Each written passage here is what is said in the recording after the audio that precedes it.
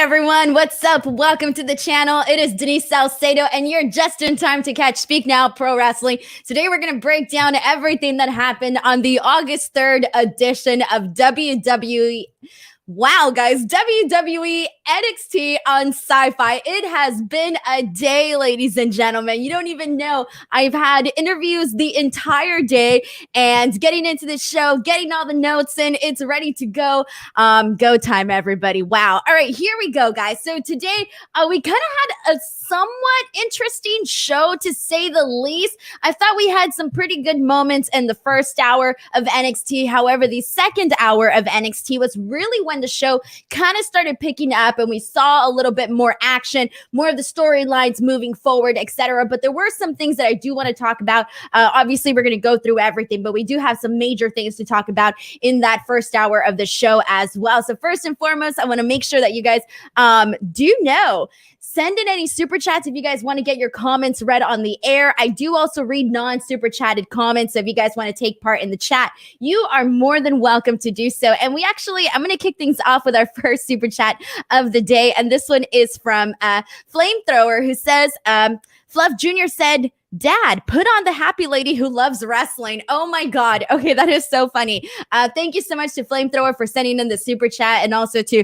Flamethrower Jr. for also enjoying my TV show or my digital stream, whatever you guys want to call it. Thank you so much for sending in this super chat. We actually have another one from Jamie Miles. What's up to Jamie Miles, who says, "Ronda hit the nail completely on the head with her tweet. Fans only care about Bray now because he was fired. Where were we want Wyatt chants last week?" All right, so there has been so much controversy right now. The last couple of days in wrestling have been absolutely nuts with everything that's been happening. The Bray Wyatt situation, the Adam Cole situation, the Ric Flair situation. And then on top of that, you have, everything going on with like AEW, WWE, people saying this, people saying that. Then you had Ronda Rousey today chime in and also give her 2 cents on the Bray Wyatt situation. Now, I posted a poll on Twitter and I essentially asked people like, hey, do you guys agree with what Ronda Rousey said about Bray Wyatt? Or do you guys not agree? Do you guys partially agree? Are you indifferent towards it? And I got about 2,400 people that voted on that poll. And I will tell you that number ended up being like 44% of the people basically said that they did not agree with Ronda Rousey. Only 16% of the people that voted in my poll, and excuse me, it was 2,800 people that voted in this poll, nearly 3,000 people, and only 16% said they agreed with Ronda Rousey. 44% said they did not agree with Ronda Rousey. 25% said they were impartial, and 13% said they were undecided or did not care. So I don't know if that's like a good gauge of, what people are thinking. Personally, I feel several things. One, Ronda Rousey is allowed to have her own opinion, okay? Everybody's allowed to have her own opinion.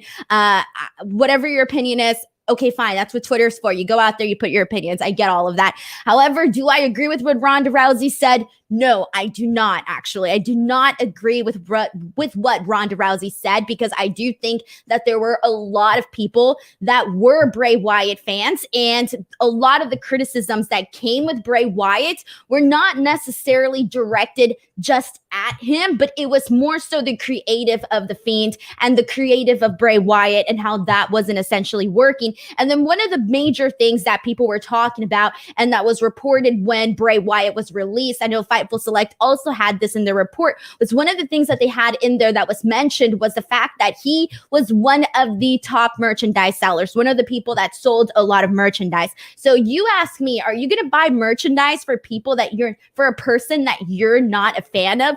I don't think so. So I kind of have to disagree with what Ronda Rousey said. I get what she was trying to go for. However, it did not necessarily hit home. However, I do see why a lot of people are agreeing with her. Again, she's allowed to have her own opinion. So is everybody. And mine is just not lining up with hers. But either way, thank you so much to Jamie Miles for sending in this super chat here today. We actually have another super chat. This one is from Nick Grasso, who says, the way the way it's breaking up because Austin Theory and Indy Hartwell have had dark matches, which means they are going to the main roster. Wow, we will see. I do not know at this point. I don't even speculate anymore with that until we actually see things happening, because there are certain people where I'm like, okay, are they going to go to the main roster? Are they not going to go to the main roster? But I'm assuming two things. The way that NXT ended tonight with, Dexter Lumis and Indy Hartwell rolling around in the ring, making out like it's nobody's business. I mean, that to me signifies that they are going to continue this blossoming romance, or who knows, all of a sudden she'll just disappear. But if we learned anything, though, I don't necessarily think what's going on NXT technically even matters once you actually go to the main roster. So, I mean, like, it doesn't matter what's going on with Dexter Lumis and Indy Hartwell. If Vince wants to put her on Raw or SmackDown, then you know what? That's just what's going to happen. Even if she's in the middle of this blossoming romance with Dexter Lumis, I guess it really doesn't matter. But either way, thank you so much to Nick for sending in this super chat. I thank you very, very much here. And all right, let me make sure I'm caught up with all of these comments here. We got so many comments about Ronda Rousey. Guys, again, a lot of people are going to agree with her. A lot of people are not going to agree with her. The way I see it, again, is everybody is allowed their own opinion at the end of the day. But let's go ahead and jump into this show, because we got so much to talk about.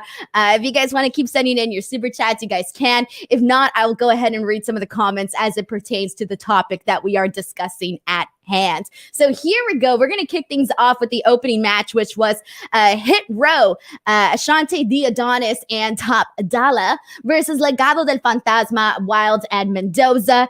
And this, for the most part,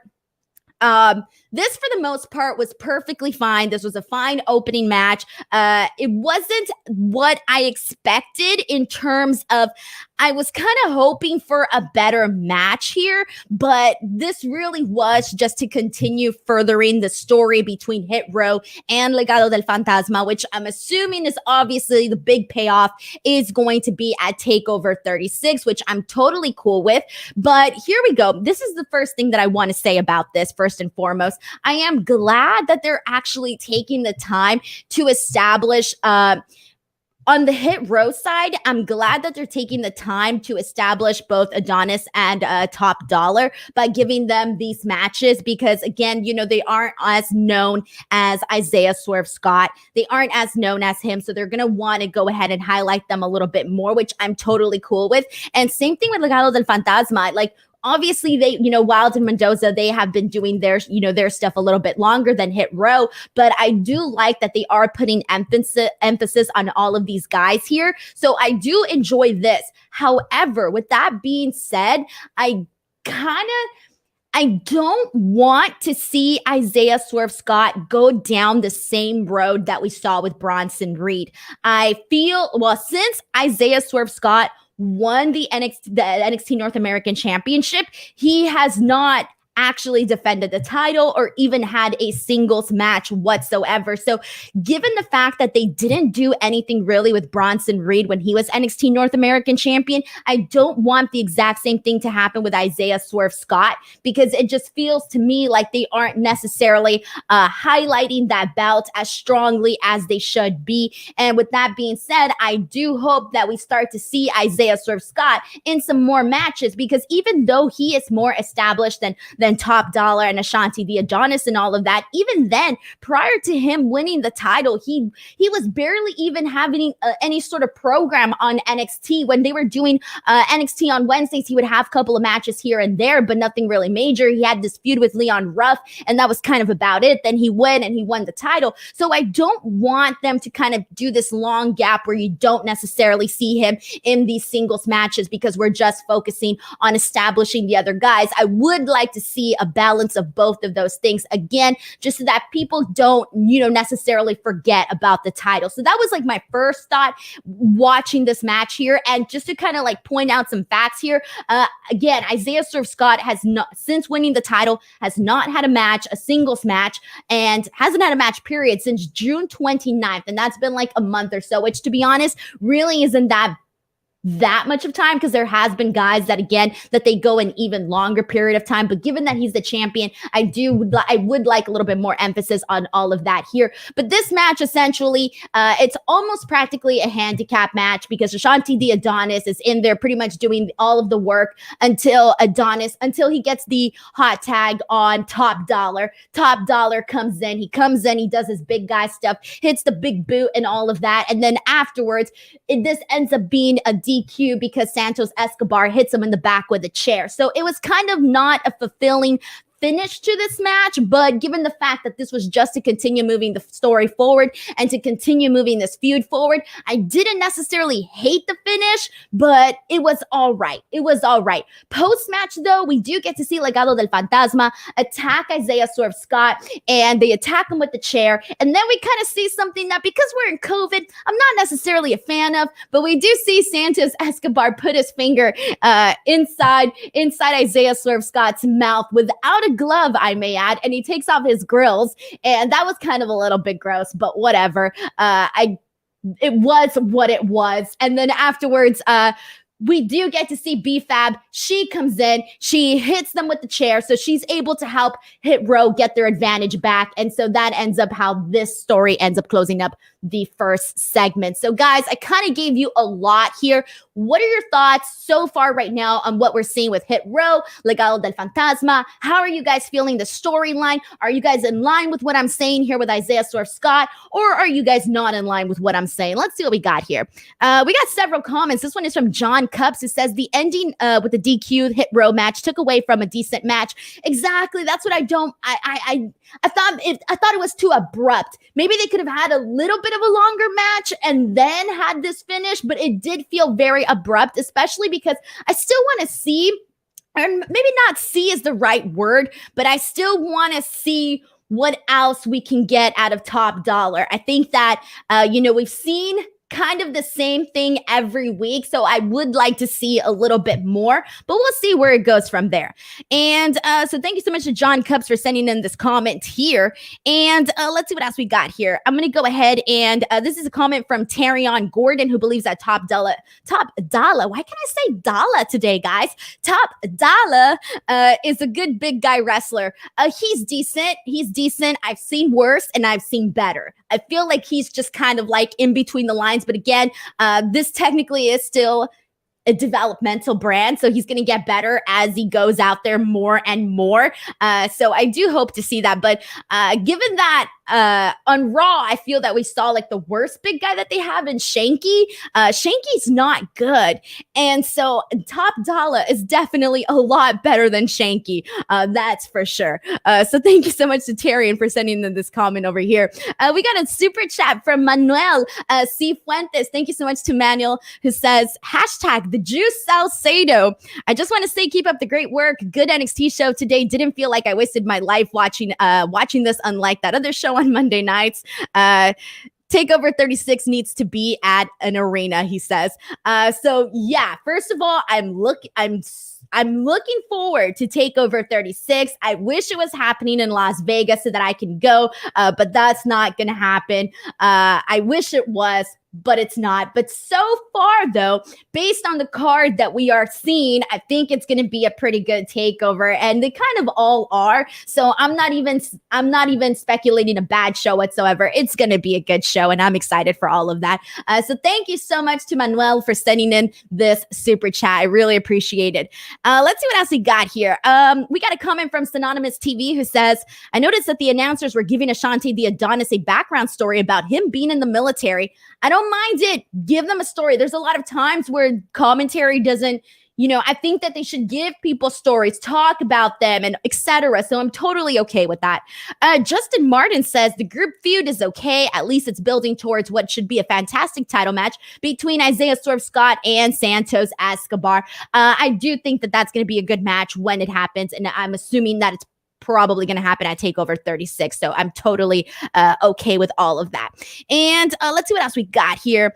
We got some more comments. This one is from a Lemo Man who says, not a fan of BFAB getting involved. Makes Fantasma always lose the numbers game. I get their heels, but doesn't make sense to me. Yeah, I kind of thought that they were going to let Legado del Fantasma essentially have the closing out advantage on this opening segment. I thought that that's how they were going to end it. Plus with the whole, with the grills, taking off the grills, that was pretty savage. I thought that would have been a nice way to kind of close it out, but I didn't mind it though. I didn't mind the way that BFAB came into this. And again, they had this little like back and forth with essentially them with Hit Row essentially standing above and getting their heat back. So I didn't hate it, but I did think they were going to end it at that. And let's see what else we got here. All right, let's see. I think I got most of everything here in regards to that. So I'm going to go ahead and move on with this, what's going on the show here. Brandon Charles Powell says, drop the R, it's Dala. Why can I say Dala? Top Dala. I'm going to have to practice. Guys, I can't say it. It doesn't roll off my mouth. I have to say top dollar instead of top dollar. Oh my God. This is Timothy Thatcher all over again. So a funny story, when I was on Straight to Hell with Ross on Cultaholic, I told him that one of the names that I could not say for the life of me was Timothy Thatcher. And I could say it now, but for a while there, I kept saying Timothy, like the Timothy would not come out the way that it should. And so I heavily had to practice that. And I got over that. I'm good. I can say Timothy Thatcher now, but now I'm going to struggle with top dollar. I got to really think about it here. We got a funny comment from Raymond who says Denise is not from the hood. LOL. I kind of am. I don't really know. I don't really know if I am or if I'm not. I'm going to move on. I have no idea. All right. Oh God, everyone's making fun of me. Oh God. All right. Let's move on from this. Fast. All right, we got a quick backstage segment where William Regal gives Samoa Joe security. So Samoa Joe now has his own security personnel to essentially not protect Samoa Joe, but protect Karrion Kross, because William Regal doesn't want Samoa Joe to snap, because as you guys have been seeing on NXT, Samoa Joe has been pretty pissed off, and who can blame him? Who can blame him? So anyways, he gives them security so that he won't do anything to Karrion Kross. So here we go, guys. So we're going to move on, because after this, we had the return, the in-ring action return of Ridge Holland. We saw Ridge Holland come back last week, and this was his first match back. And holy cow, guys. I said this last week. I feel like I got to say it again. I don't know what happened between, like, okay, this guy was already like a big guy, right? He was already physically impressive. Last week, he was physically impressive. And today, he was even more physically impressive. It's like he just got more physically impressive in the last 7 days, all right? Well, not technically because of the tapings, okay? Whatever. But the point is, the guy looked huge, okay? And, he had this match with Ike Manjiro, and I like Ike Manjiro. He's a pretty fun guy, but we all knew that this was going to be a squash match, and it was. So, but I really like this. I thought this was a fun squash match. So we see Ike Manjiro obviously go for a series of strikes. He's trying to take down Ridge Holland, trying to take the big guy down here. Instead of succeeding at that, Ridge Holland just tosses him over the ring, and so he comes out. He's on the ground, and then Ridge Holland ends up tossing him into the plexiglass, into that area there. And that looked pretty sick, because the way that he did it, he almost did it like Keith Lee. Not exactly like Keith Lee, because Keith Lee can do that pounce a lot harder and a lot more dramatic. But he did have like a mini version of that, Ridge Holland, with the way that he got Ike Manjiro on there. So I thought that was pretty cool. And then Ridge Holland, he got super savage, guys. Super savage. And you know what he did to Ike Manjiro? He took his jacket off. He took the guy's jacket off, and it was just pretty darn messed up. He took his jacket off. He suplexes Jiro, and then Holland has been so impressive.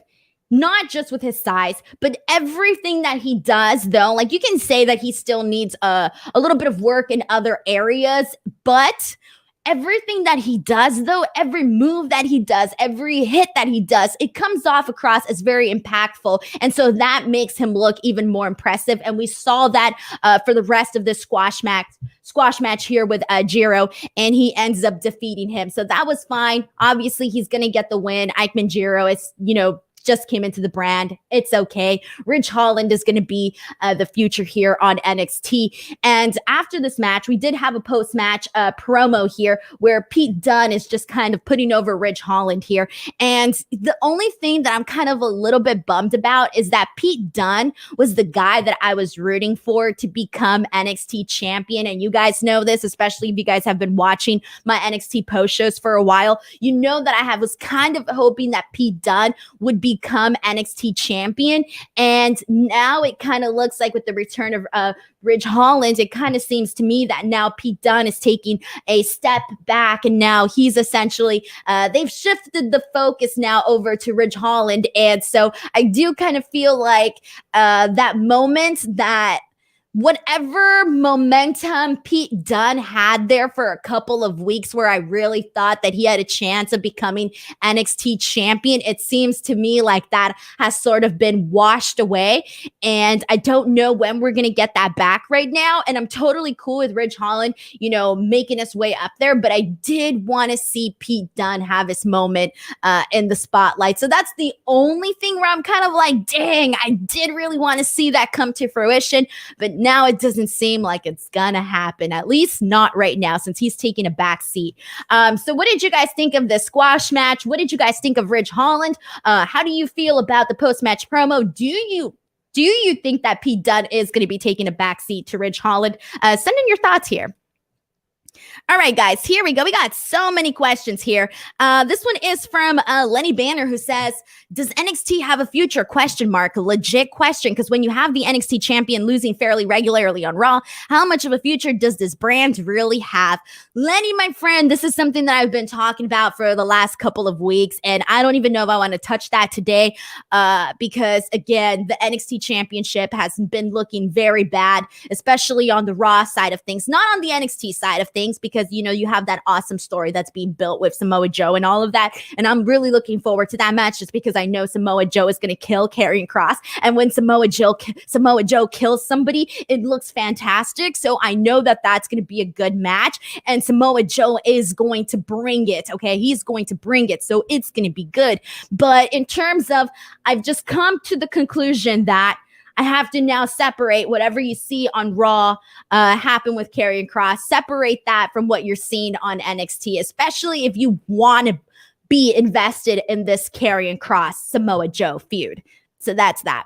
We have a comment from Cameron Mumford who says, awesome to see Holland back. This guy could definitely be a force in NXT if they book him right. Massive potential. Hell yeah. Pomi Wrestling mentions Ridge looked great, though I don't know where him, Lorcan, and Dunn go from here. Probably not a match at TakeOver 36. Also happy to see Ikeman Jiro be so over. The guy's fun. He's got personality. It's okay for him to be in these squash matches. I'm cool with that. It's perfectly fine. Brandon points out, good thing Vince didn't see Holland. Yeah, he'll be gone fast. And let's see what else we got here. Thank you so much to Walter Johnson, who says Denise is cool talking about NXT wrestling. Hell yeah, you guys can check out my show every Tuesday where I talk about NXT. And if you guys want to hear me talk about more wrestling, I'm on Wednesdays to talk about AEW Dynamite, and I'm on Fridays to talk about Smackdown. And starting on August 13th, ladies and gents, when Rampage makes their premiere, I will be covering both SmackDown and Rampage together. So my stream will be starting 1 hour later than it normally does, but at least it will also include Rampage coverage because I don't want to miss Rampage. And let's be real, if I come on here and I'm going on at the exact same time as Rampage, nobody's going to tune in. I'm going to screw myself. So I don't want to do that. I want to watch Rampage. I want to come on here and talk about it with you all. So that's what we're going to do here. So thank you so much to Walter Johnson for the very kind comment. We actually have another super chat. This one is from Punk Rock Show 84, who says, you are a visionary. Thank you for everything you do and being who you are. WWE needs someone like you on their creative team. Salcedo is money. Thank you so much for the very nice compliment and for sending it in a super chat. You have no idea how much that helps. Seriously, thank you so much. Huge shout out to Punk Rock Show 84. Thumbs up, bro. All right. Let's see. I knew somebody was going to make this joke. I was waiting for this joke. Alpha Hawk. Denise screwed Denise. I am not about to commit to that. But thank you so much to Alpha Hawk here. All right, guys, let's move on. So after this, we had a quick backstage segment. I'm not a fan of this, guys. I'm not a fan of the Franky Monet, Jessica Mea, Robert Stone story. I'm not a fan, guys. This is not working for me. I don't understand. I feel like Franky Monet was perfectly fine on her own. I didn't think they had to throw her in this with Jesse and Robert. It doesn't really feel like they're bringing anything. I'm not a fan of this. This was just really a quick backstage segment where Franky is just basically telling Robert, like, you're the reason why we lost this.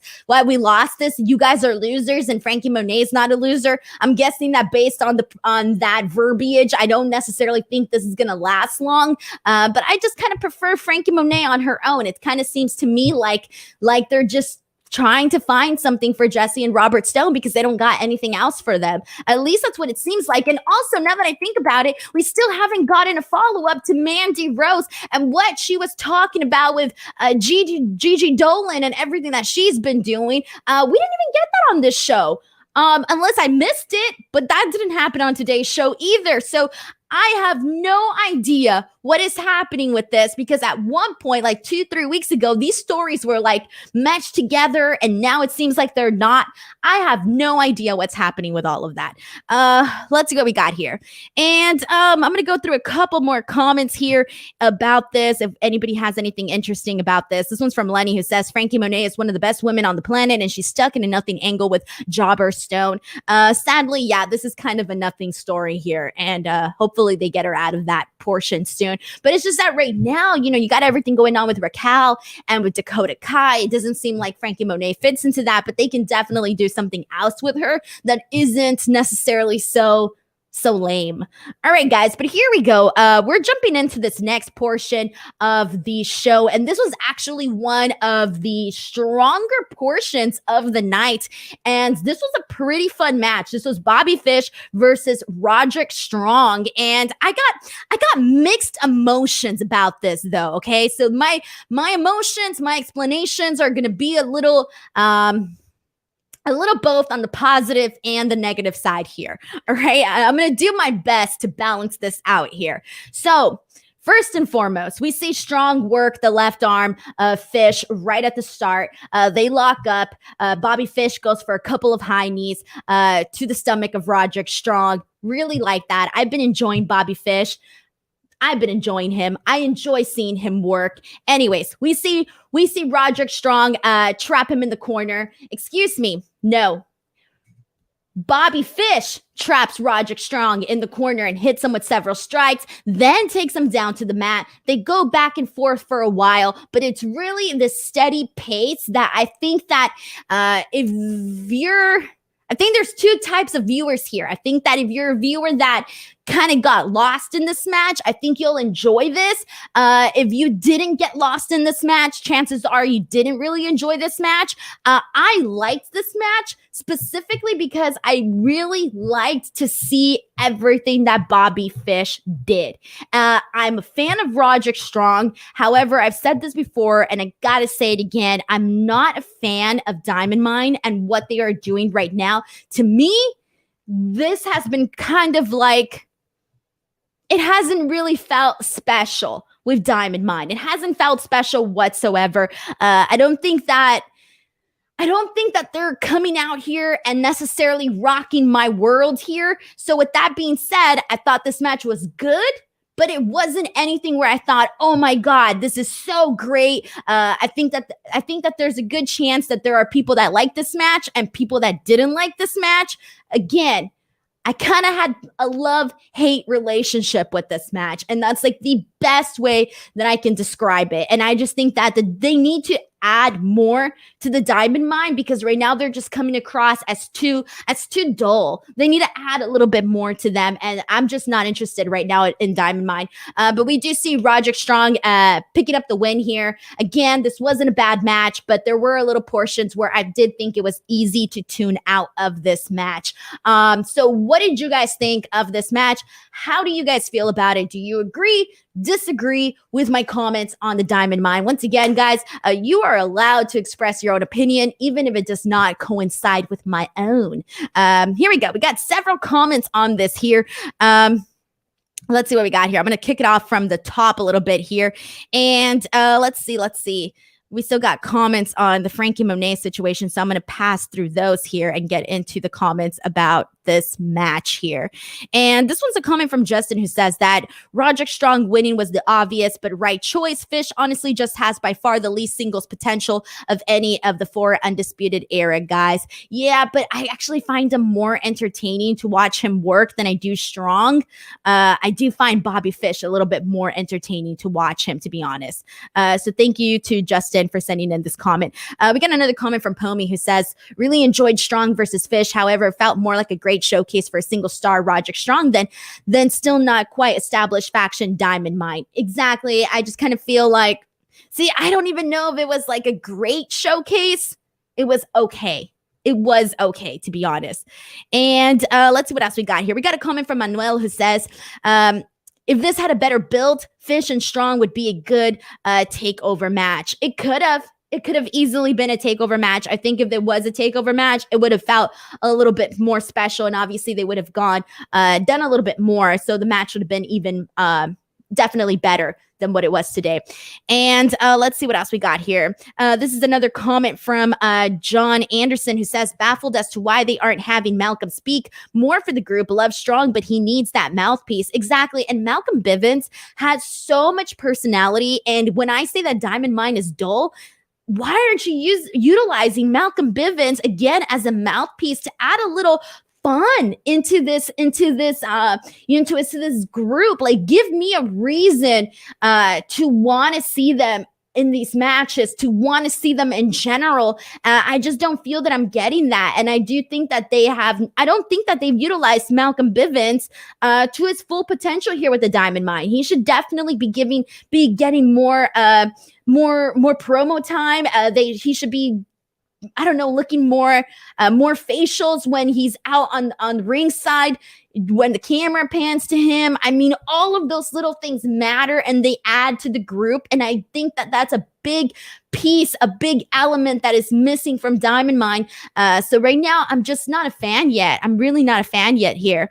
But thank you so much to John Anderson for sending in this comment here. And Wem, who is a viewer here, wants to know if I read chat questions. Yes, guys, send in your chat questions. Send in your questions at all throughout the stream. This is a very interactive show, and I do interact with everybody. If I do miss your comment, I'm sorry, but if you want to make sure you get your comment read here on the air, the best way to do so is by sending in a super chat. But here we go here. Let's move on from this. But either way, if you did not watch NXT today, I will say this much. Go out of your way. I would say go watch the Roderick Strong Bobby Fish match. Again, I told you guys I had a love-hate relationship with this match. But either way, I would still say that this was one of the strong points of the show, even though I wasn't necessarily all that crazy about it. Man, I'm making no sense tonight, guys. We got a comment from Joey Castro, who says, Bivens is money. I think he can really be a great cowardly heel manager. We got a comment from Tim Glover, who says, Roderick Strong needs to gain some weight. Roderick Strong's fine. He looks fine. All right, let's move on. All right, so here we go. We got another fun match here. This was LA Knight and Cameron Grimes versus the Grizzled Young Veterans. I specifically liked how they set up this match last week when they did that whole vignette out when they were golfing and all of that. I thought that was really, really fun. But this match here, based on the rocky relationship between Cameron Grimes and LA Knight, I thought that the way that they played out this story, it made sense the way that they played out this match. So we had Cameron Grimes essentially was forced to come out in his butler ensemble. He wasn't allowed to get into his gear per LA Knight's demands. The match itself was okay. It was more story based in the sense that we saw LA Knight essentially kind of leave Cameron Grimes to his own here. He didn't really want to, he kind of left him there. It was practically a handicap match, guys. Like, this literally turned into a handicap match. And even though Cameron Grimes was able to kind of like bounce back on his own towards the end, it obviously wasn't enough to defeat the Grizzled Young Veterans. And so we end up seeing the Grizzled Young Veterans hit their ticket to mayhem on Grimes, and that is how they are able to get the win here. Afterwards, we did see Ted DiBiase come out, and he just basically tells Cameron Grimes that he needs to figure out a way to get out of this situation with LA Knight. So this is what it was. Again, it went along perfectly fine with the story that they are telling here. And let's see what else we got here. We got a comment from Doug McLeod who says, with the way this match ended, it feels like the end game is for DiBiase to mentor Grimes to take the $1 million belt from LA Knight. But here's the thing, like, I definitely think that's where the story is going to. But it almost feels like we've had a shift in Ted DiBiase, because when he came in, he obviously wasn't that nice to Cameron Grimes, right? Like, he was kind of messing with him. And then he had the opportunity to essentially be this mentor to Cameron Grimes, but Ted DiBiase obviously kind of made this into a lot longer than what it was supposed to be. But Ted DiBiase necessarily wasn't the nicest person to begin with, and now all of a sudden he's coming in here like he has all of this advice for Cameron Grimes and like he cares about him. And I get it, Cameron Grimes is changing. You can say he's getting humbled and all of that, so that's why Ted DiBiase is acting differently. But it just kind of feels like it doesn't really make that much sense, but I kind of don't care because Cameron Grimes is so funny that I'm accepting it all, even though the story doesn't make perfect sense. So that's where I want to get at. Thank you so much to Doug for sending in this comment here. Let's see what else we got here. This one's a comment from Alex Aguilera who says, the fact that Grimes is pulling off those moves successfully in an oversized Butler uniform proves how good he is. Love this storyline. We actually have a super chat from Alicia Ellis. Thank you so much to Alicia. Alicia was on the Raw Post show last night on Fightful, and she was like absolutely awesome. But Alicia says, do you think that Max Caster will face any repercussions for his promo on Dark? So I was actually waiting for somebody to bring this up. I'm surprised it took this 37 minutes into the show just for somebody to bring it up. So I was not watching the show because I was watching NXT. So I did not know what people were talking about. I saw a couple of comments where people were talking about Max Caster, and I was like, all right, maybe I just don't get what they're talking about. And then finally it was explained to me that something went down, that he said something wrong in his rap. And so I had to get a clip of it. I got a clip of it. I listened to the clip. And if you listened to my post show last night on Fightful for Raw, I mentioned the whole thing about Charlotte Flair talking about Simone Biles. And I did not think that it was necessary. And with that being said, I am going to have the exact same energy here with Max Caster. I did not think that they needed to bring up the whole Simone Biles thing, especially right now. It was not necessarily something that I think. There's a way to get over with your raps, and there's a way to get a pop out of people and all of that. And we've seen him do it. He does it all the time. I'm a fan of all his raps and all of that, but this one was not it. And then there was also the whole, what's that guy's name? The guy that was, oh my gosh, I forgot the guy's name, guys. Let me pull this up for a second here. The Duke Lacrosse. There you go. Duke Lacrosse. That whole situation. I mean, I watched that whole documentary on Duke Lacrosse, so I wouldn't necessarily bring up his name either. There's just too much controversy on that end. I do not know how this made air, but it did. And unfortunately, I don't know if there's going to be consequences, but there's definitely going to be social media consequences, if that counts, because people are definitely upset about this. And here's the thing is that I see a lot of people that are like, the problem is too, is that like, you can be an AEW fan, but also be able to critique something when you do not like it. And there are being people that are saying they don't like this, and there are going to be people that are like, well, they're going to try to give it a pass here. I do not think that I think that you can be upset about this and still be an AEW fan. Like, that is okay, and you can be upset about it. Again, I did not think Charlotte Flair needed to mention it on Raw, and I did not think that Max Caster needed to mention it either. And unfortunately, people are already sharing their opinions on that on social media, and you guys are going to continue to see all of that. Thank you so much to Alicia Alice for sending in this super chat, though. And I'm trying to see a couple more comments here about this and see what you guys are saying about this. But I'm trying to see if you guys had any comments. No, I think everybody's just kind of like, all right. Well, if you're watching the replay of this, you guys can go ahead and let me know what you guys thought about the whole Max Caster line or any of that. Go ahead and share it in the comment section, and we'll see what happens here. We do got a comment from Lenny about this, who says, tonight was way worse than last night because Dark was taped. Even worse, there are no writers writing this material being said like in WWE. I didn't like this tonight at all. It was a bad look, and yeah. This is a comment from Devin, who says, really disappointed. I love AEW and Max Caster, so this really upsets me. I really hope they try to redeem this because this can do some damage. And Twitch Face 4 does say that apparently the Max Caster rap has been cut out of the show on YouTube now. But it's kind of one of those things, guys, like once it hits the internet, like it's out there, man. People are going to have that information regardless. It already made, I'm sure it already made headlines places. Like that information just gets out there so fast, guys. Like it spreads. Yeah, it spreads. So there you go. Anyways, guys, we're going to go ahead and move on and get back on track here with NXT because after this,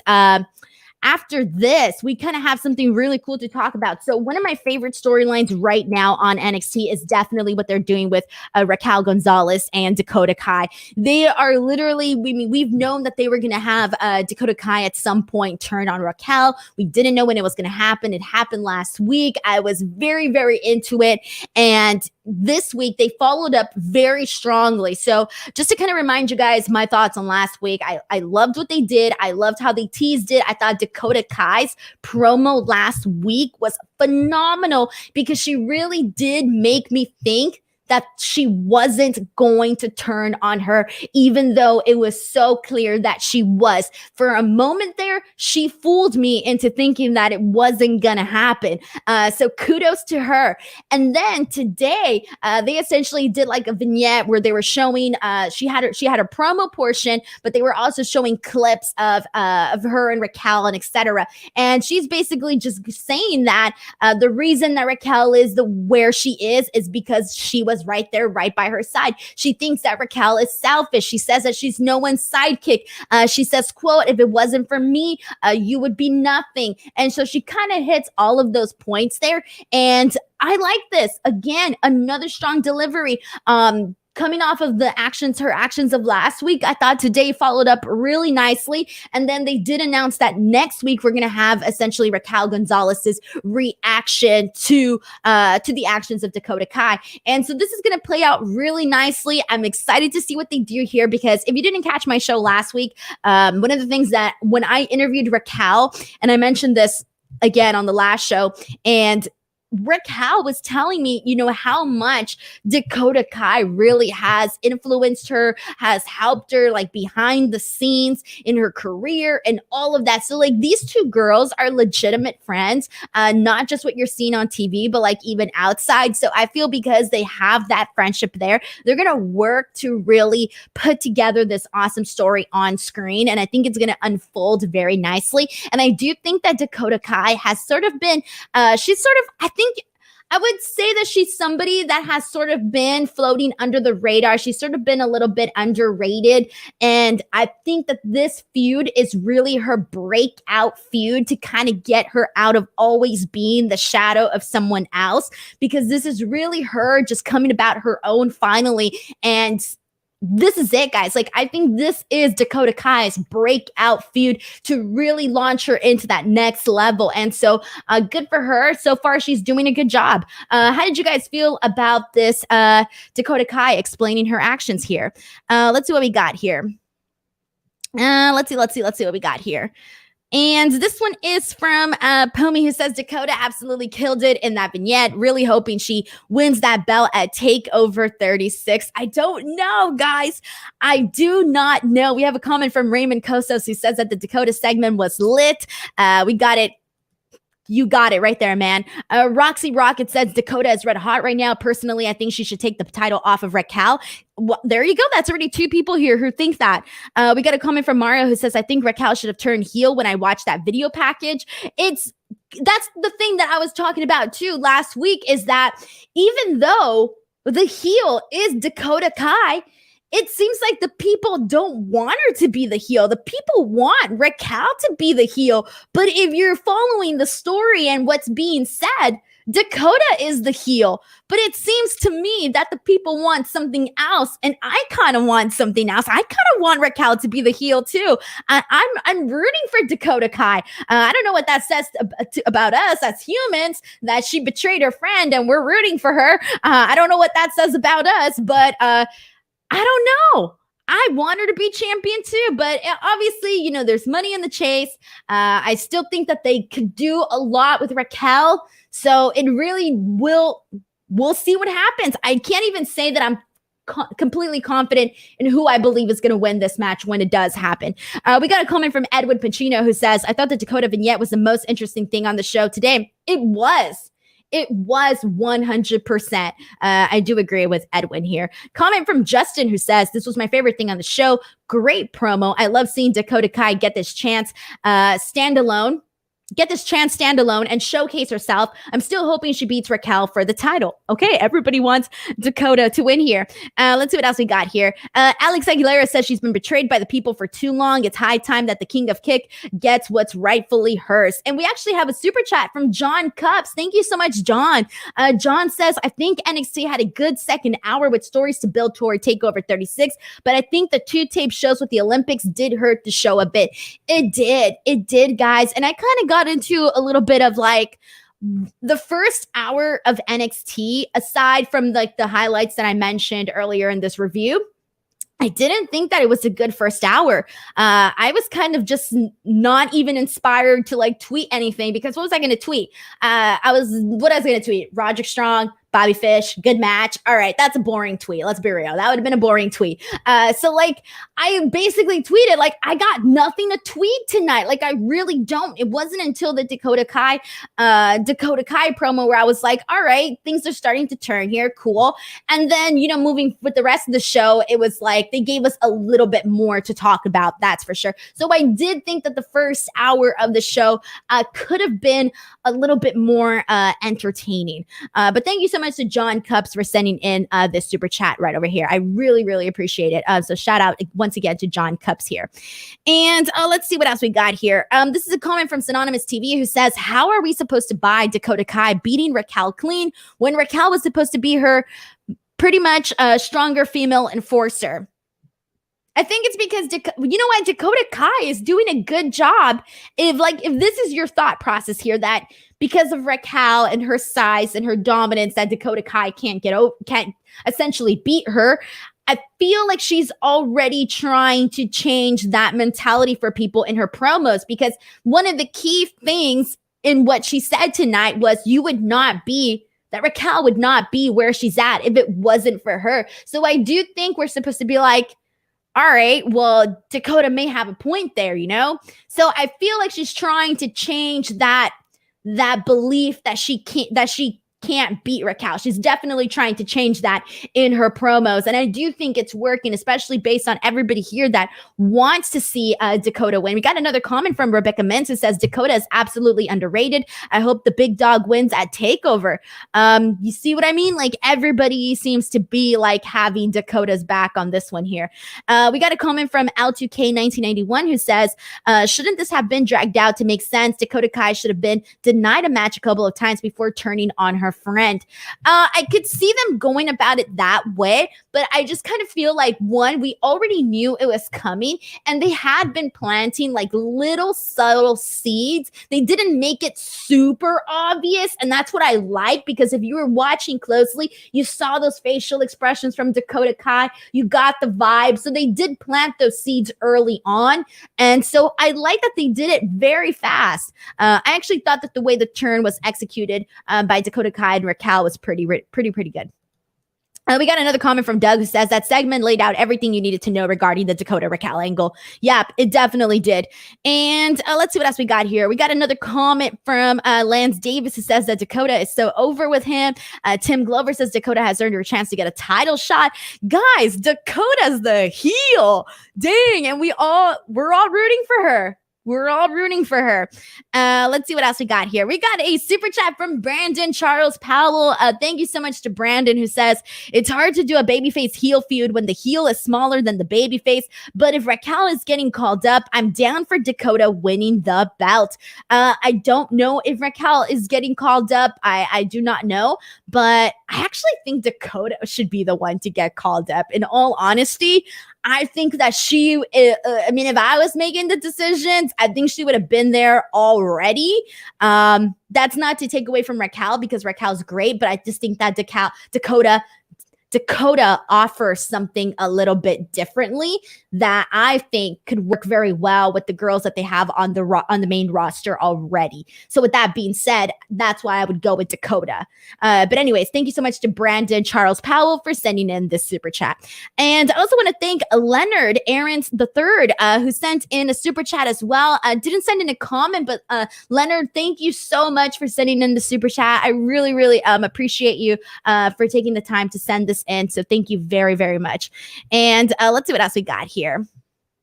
Advi Devin says, you were off your Twitter game, Denise. Need them frequent tweets. Gotta please them algorithms. This is actually true, by the way. So Twitter kind of rewards you a little bit more. The more you tweet, the more rewards you get. And by that, I mean, like, the more you tweet, there's a better chance that Twitter is going to have your tweet randomly pop up on somebody's account that isn't even following you.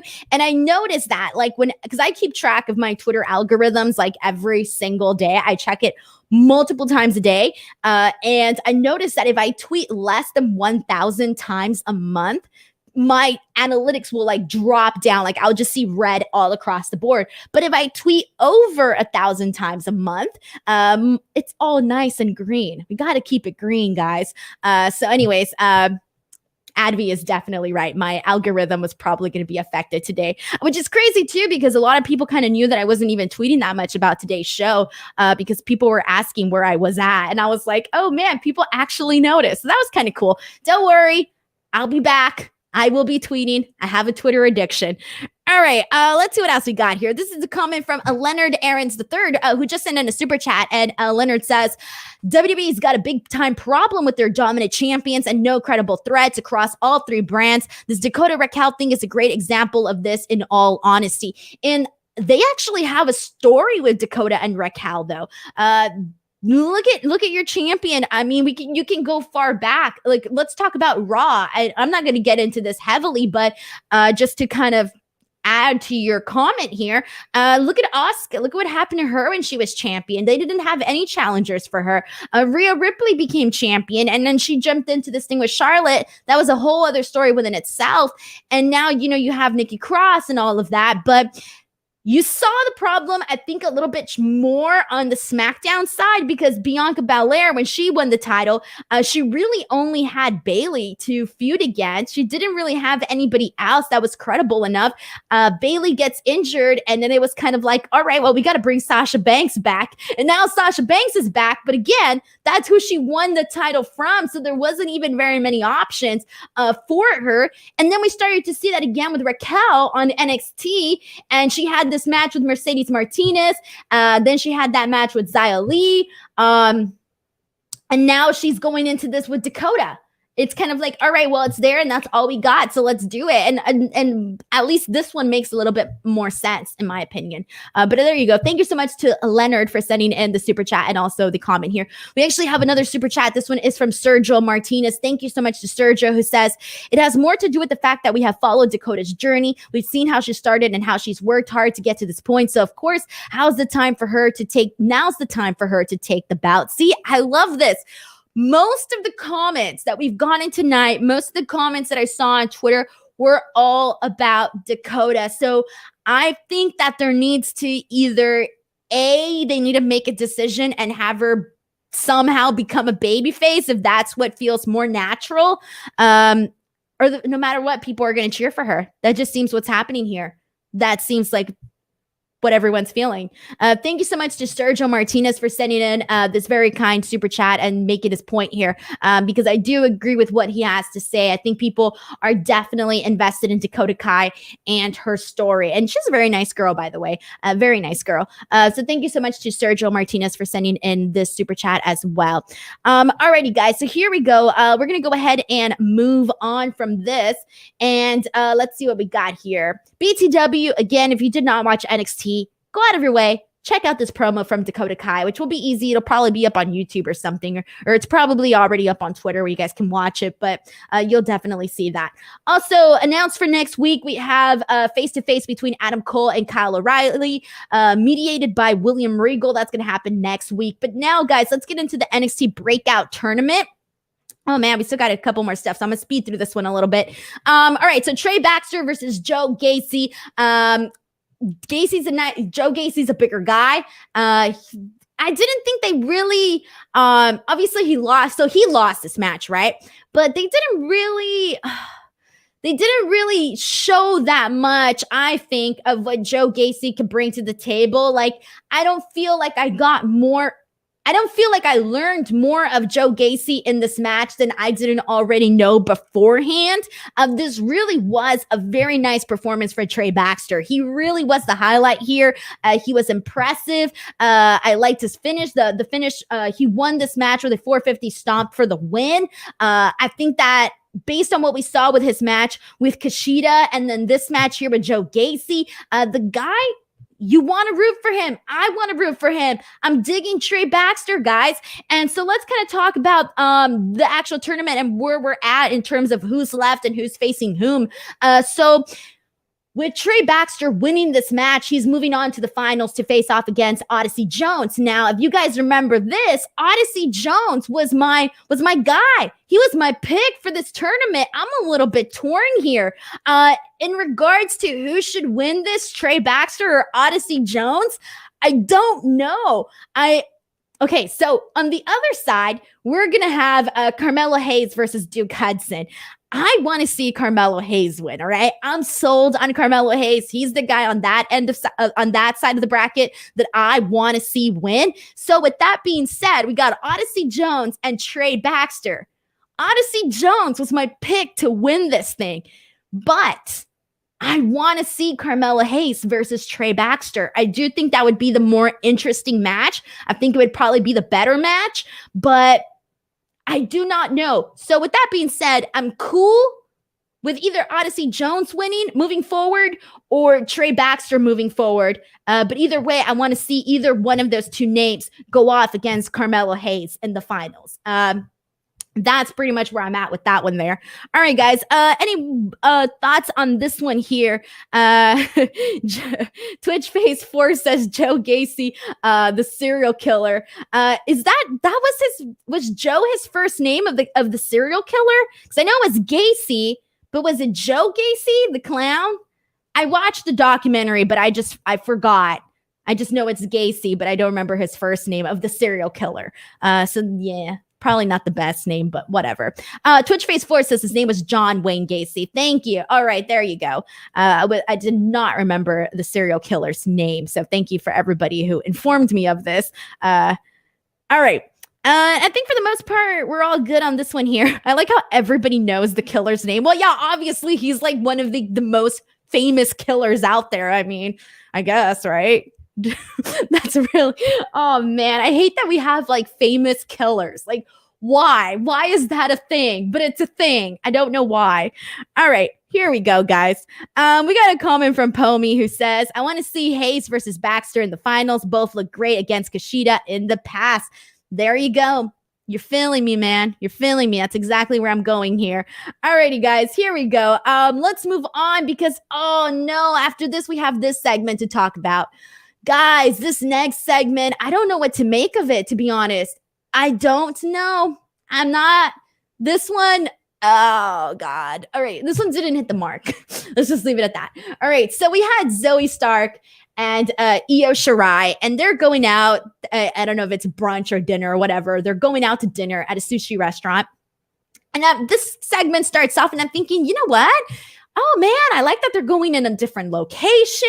I like that they're showing their outside lives. Okay, cool. I like this. Like, I want to see what they do. And then they started going in a direction that I did not feel comfortable with. I just thought, oh no, this is not going to read well. This is not going to go over with people. This is going to get a bad reaction. And it kind of made you a little bit uncomfortable to watch this.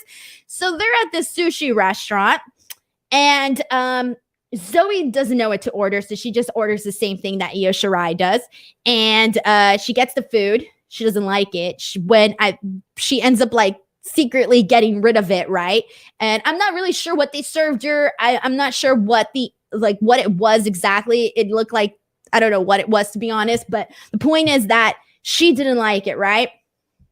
And so she was kind of being like a little bit like not nice about it, I guess you can say, like not necessarily, I don't really even know what the right word is here, but she just she wasn't comfortable, right? She wasn't comfortable with the food that she was eating, etc., right? And then afterwards, they're supposed to like move out from this, and then Zoe is kind of like pretending to sort of be friends with Io Shirai, but Io Shirai kind of hands her the check like in a rude way, kind of like Io Shirai kind of knows that Zoe was like uncomfortable and she wasn't eating the food and all of that.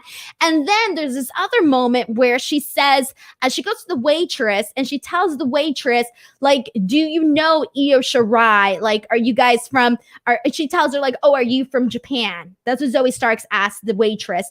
And I think the waitress says, no, I'm from Kansas. I think she said Kansas, but the point is that she said a state here from the United States, right? And so it was just one of those things where it was very uncomfortable and you're just like, ooh, I don't know if this is something that is going to get over in the year 2021. I don't know. So what did you guys think of this segment? Were you uncomfortable? Did you think it was good? I don't know. I do not know. All right, I'm going to be careful with the comments that I read here. Let's see. Okay, Doug McLeod says that it was octopus, squid. I thought it was octopus. Octopus, squid, and lots of sashimi. Am I saying that right? I think I am. Anyways, okay, everybody's saying that it was octopus. Either way, she did not like it. By the way, I've had octopus. Actually had it in Italy, and it was not bad whatsoever. It was actually pretty good. But anyways, so I think everybody's still talking about Joe Gacy. We got a super chat here from Sergio Martinez. Thank you so much to Sergio, who says, I'm getting Team Hell No vibes from these two and IDK how to feel about it. I don't know if I'm not getting Team Hell No vibes. No, like Team Hell No was like fun. I'm not getting Team Hell No vibes from this. This is a little bit more cringe, to be honest. But I appreciate the super chat, Sergio. I appreciate the different outlook on this one here. We got a comment from FIFA Connor 16 who says the segment just confused me. Let's see what else we got here. We got a comment from Alpha Hawk who says the only funny part was when she launched the octopus. Also, Zoe is, yeah. When she launched the octopus, it like stuck to something. I think it like slipped. So it was a cool visual. I don't know. Kalam Cattle says, I wasn't uncomfortable. I just thought it was horribly dated, unfunny comedy. Yes, it was dated. There you go. That's the best word to use this to describe this segment. It was dated for sure. I do feel this way. The Cooge 97 says, Denise, kind of like when Mexican food is criticized. Yeah, I've seen it before.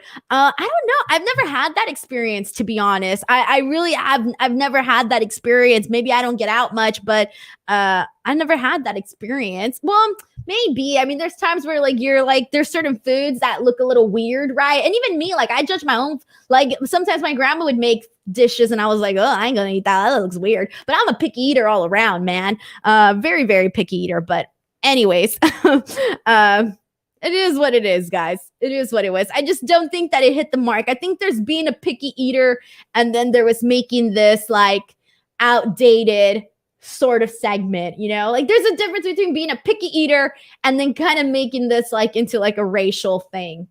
I don't know. Brandon says, who is criticizing Mexican food? Where are they? I don't know. Like, there's certain things that I don't eat. Like, I don't eat pozole.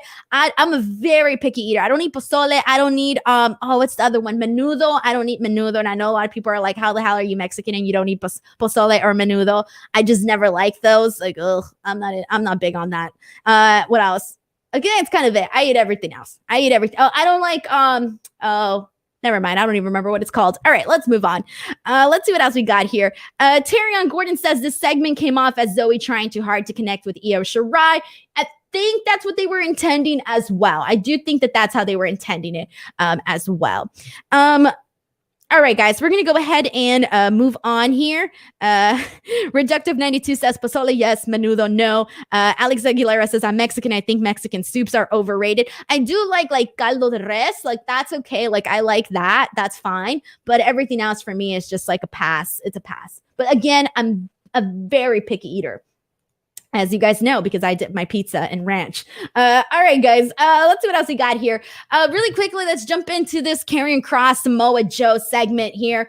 We essentially had Karrion Kross come out. He runs in, you see him on top of the commentary table, and he's essentially cutting a promo, tells Joe that it's, says that it was Samoa Joe who provoked him, and then Samoa Joe comes out pissed off again. He comes out with his security, but he breaks away from his security, but by the time he's already broken away from his security guards to attack Karrion Kross has already bounced. So Karrion Kross is definitely dodging Samoa Joe, and so Samoa Joe just kicks the butt of all his security guards, and that's kind of, he just lays out the security, and that's pretty much it there. But we got a super chat from Nick Grasso who says, if it keeps Io away from the main roster, then okay. Oh, man. Oh, that's where we're sinking. That's the level now. I want to see Io Shirai. If there was hope that they would actually do something with her, then I would love to see her on the main roster, obviously. But just the way things are going right now, it's not looking good. I mean, if your NXT champion doesn't get booked good, I don't know what to think of anybody else moving up from NXT to Raw or SmackDown. I do not know. But thank you so much to Nick Grasso for sending in this super chat here. And we're going to go ahead and move on from this and talk about really quickly. We got a nice vignette hyping up that Ilya Dragunov match against Walter. I'm so looking forward to that. Based on their last match, and there was not one person that I saw dislike that match between those two men. It was the most brutal match.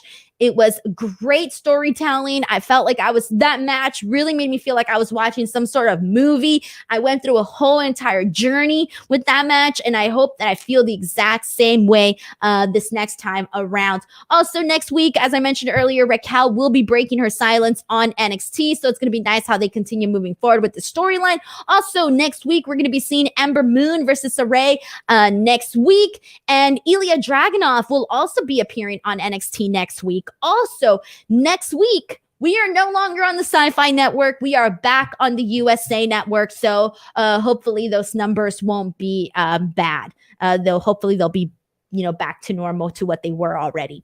And then also, we did have a quick backstage segment where the NXT Cruiserweight Champion Kushida says that he will be giving Roderick Strong a shot at the title. He didn't say when, though, and that wasn't announced for next week. And I do not know if that's happening at TakeOver 36. So I don't think they clarified that just yet. Also, we got a super chat from Christopher Marino. Thank you so much to Christopher, who says, inject Walter and Dragunov into my veins. Psh, psh. That's not really how an injection works, but I tried. Christopher Marino, completely agree with you. I'm very excited for this match too. And I thought that the vignette that they did to like hype this match up, that's the one thing NXT really great. One of the things that NXT really gets right is all of those vignettes that they do on the show. Really good stuff here. So thank you so much to Christopher Marino for sending in this super chat. All right, guys, here we go. It is now time for the final segment of the night with what went down on NXT. And we had the main event, which was actually this love her or lose her match between Johnny Gargano and Dexter Lumis. And I don't know, guys. I feel like this is... there's been certain aspects of the story that I've liked because I'm a sucker, and there are certain things that I just like. And the Index storyline got over with me. I was totally cool with it. And I mean, I love that whole segment with like Poppy, Dexter Lumis, Indy, and Triple H and William Regal a couple months ago or weeks ago, however much time ago that was. That was great. There were certain moments where I laughed, but now it's kind of like, so much as this has been dragged out for so long that I just did not really care all of that much anymore about Index or the storyline here. I thought that there were certain moments that I liked, but it just I just stopped caring by the time we got to this match. I kind of found it a little bit silly because Johnny Gargano, I get that he's supposed to be like this father figure or this big brother type to Indy Hartwell. But at this point, I'm like, why do you care? Why do we even care? Like, why do Candice and Johnny Gargano care so much that Indy Hartwell is with Dexter Lumis? And I get it. He's supposed to be this creep and they don't want him to be with this creep. I'm sorry, but just so much time has gone by where I'm like, dude, why should you even care at this point? They should have done this a lot sooner. This match should have happened like 2 months ago. We shouldn't have to have waited this long for this match to happen. But either way, the crowd was into it though, for the most part. Like they were yelling, "Kiss her" at Lumis. Johnny Gargano and Dexter Lumis go back and forth throughout this match. There's this moment where Johnny Gargano gets the Gargano escape on Dexter Lumis, and Indy Hartwell is like staring at Dexter Lumis. And Dexter's like trying to get to the ropes, but instead he like rubs her face. And like, I'm assuming he got like powers or I don't know what from touching her face. And then he ends up getting his hands on the rope, and that ends up breaking the Gargano escape. And then we see at some point, I think I missed this part. So if someone wants to clarify what happened here, but Indy ends up getting hurt here. I think it was by Dexter Lumis or Johnny Gargano. For some reason, I missed this thing, but it ends up distracting Dexter Lumis. And so Johnny Gargano is able to hit 2 dead DDTs on Dexter Lumis, and that is how he is able to get the win here. So Dexter loses this match, therefore technically losing Indy Hartwell. But before she like gets carried away, before she leaves with Johnny Gargano and Candice and all of that, she ends up coming back and she like runs into the ring, jumps on Dexter Lumis, and they start making out, and they're like rolling back and forth on the mat, making out, and that's how the show ends. So make what you will about whether, I'm assuming the storyline is going to continue. They're now going to be a couple, and now we're going to watch this play out with The Way and Dexter Lumis and Indy Hartwell as a couple. So there you go. Send in your thoughts, guys, on how you guys felt about all of this here. Thank you so much to FIFA Connor, who clears this up for me. Gargano kicked out of a roll-up and pushes Dexter into Indy. There you go. Thank you. I missed that part. So that was what happened there, and that is how he ended up getting distracted. So thank you so much to FIFA Connor 16 here. All right, guys, let's see what else we got here. Send in your thoughts here. Someone has an interesting comment. It says, Bray Gaming 20 says, Denise, would you rather have Raw 4 hours or NXT 3 hours? I would say NXT 3 hours, because Raw 3 hours, you already get a lot in there. That's already a lot. So I would definitely go with the NXT for 3 hours. But I mean, if this is like a do or die situation, then okay. But I would not suggest NXT going 3 hours. I don't suggest any show going those 3 hours. Okay. It's just too much. It's too much. But what did you guys think of the story? Let's see. This is a comment from Alex who says, Johnny and Candace clearly don't watch enough teen movies if they couldn't see that coming. That is very, very true. Kalem says, I'm not into the story. The match was painfully boring. I'm sad that the way is still heel and it took for far too long to get here. I completely agree. Pomi says, good match, but I just wanted this feud to die. It probably would have made more sense if Gargano was still NXT North American champion. Not even. I'm glad that that title belt is not in this storyline. Danny Spears says, love wins. Samoan Joseph says, I'm more into Index than I ever was into Modus. Alex Aguilera says, Gargano might have won the match, but Index wins the war. Love conquers all. And then Tarian says, I think we have Index versus Candace and Johnny at TakeOver 36 in the first mixed tag match at TakeOver. I don't even think I would care. And we have a super chat from Brandon. Thank you so much to Brandon, who says, call up Dexter now so this can all be over. Oh man, I don't even want to know what they would have Dexter doing on the main roster. I mean, he would probably just end up in like the 24/7 championship picture. He'd probably be like drawing, and then guys would come up fighting by his like painting thing, and then he'd be like, all right, cool, and then he'd end up going for the bout, and that's how he'd win. Like, that's what I can see them doing with him on Raw if he were to go to Raw. Anyways, that's where he'd probably end up, which is kind of sad, but what can you do?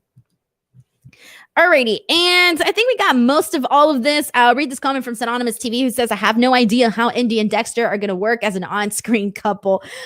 I don't know either. I do not know. And YT says, Alame Fayo, Indy recently changed her Twitter name to Indy Bagwell a couple days ago. I did not see that. Alrighty, guys, there you go. That is the NXT show. We kind of had a lot to talk about. I thought that this was going to be a very quick show, and actually we got a super chat, so don't go anybody. Thank you so much to Rematch 50/50 booking Justin Lopez for sending in the super chat. Justin says, man, I love Joe. If he was booked like this on the main roster, I really could have saw him ultimately defeating Roman, but also that's just a pipe dream. Dude, they should have they could have done so much more with Samoa Joe. It ain't even funny. Thank you so much to Justin for sending in this super chat. This will be the last super chat that I read for the day. But thank you so much. And yeah, I agree with you on your comments on Samoa Joe. But guys, for those of you who are tuning into the stream, and if you guys enjoyed the show, please make sure to come back tomorrow. Tomorrow, I will be talking about AEW Dynamite Homecoming. That should be a fun show, obviously headlined by Malachi Black versus Cody Rhodes. That should be interesting. They got a lot of other stuff lined up for the show. That is my most popular show of the week, everybody. My most popular show of the week. So make sure you guys come in and check that show out. It is so much fun, and there's always so much to talk about. Also, you guys can make sure to come in on Friday, and I will be talking about Smackdown. And then after that, I will be talking about both Smackdown and Rampage starting on August 13th. Also, before I go, for those of you guys who do not know, I did make an announcement on Twitter. This Saturday, I am going to be ring announcing at GCW, and I'm so excited and also a little bit nervous because it's been a hot minute or two since I've ring announced, but I'm so excited to be in front of a GCW audience and be in Los Angeles and get to ring announce the show. That show is going to be available to watch on Fight TV. So if you guys want to check it out, go to Fight TV and you guys can find the show listed on there. Again, that is taking place this Saturday. So I cannot wait. Other than that, guys, I will see you tomorrow for AEW Dynamite. And do not forget to follow me on Twitter and/or on Instagram @_Denise Salcedo. Until next time, I'll see you guys later. Bye, everybody.